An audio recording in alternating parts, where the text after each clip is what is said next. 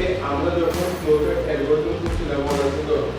তো flowchart algorithm করার সময় আমরা কিছু জিনিস করছিলাম, যেমন পরিবেশের ক্ষেত্রফল নির্ণয়, তারপর আমরা কি করছিলাম চতুর্ভুজের ক্ষেত্রফল নির্ণয়, ত্রিভুজের ক্ষেত্রফল নির্ণয়, বৃত্তের ক্ষেত্রফল নির্ণয়।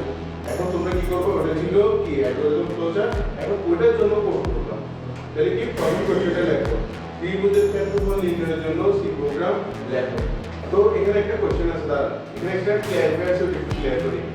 এখানে আমাদের ত্রিভুজের ক্ষেত্রফল বের করার জন্য কিছু ডেটা প্রয়োজন না, কিছু মাপ প্রয়োজন না, যে এটা কতটুকু হবে ওটা বলতেছি না, কতটুকু কোশ্চেন লিখে যাবে। তো ওইটা প্রয়োজন, ওইটাকে আমাদেরকে এখন কোশ্চেনে বলছে যে ইউজার থেকে নাও, বলছে কিছু ইনপুট দিয়ে নাও, বলে নাই।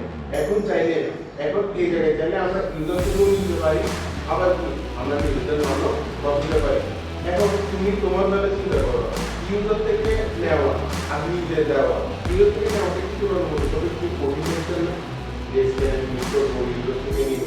এখন সারের মেন্টালিটি কি আসবে, তুমি মনে করো স্ক্রিনার দিয়ে নিছো, স্যার চিন্তা করবে না এই ভালো সে পারে প্রয়োজনে ইউজার থেকে নিয়ে নেয়, বুঝছো? তো কোনটা প্রেফারেবল, ইউজার থেকে নেওয়া।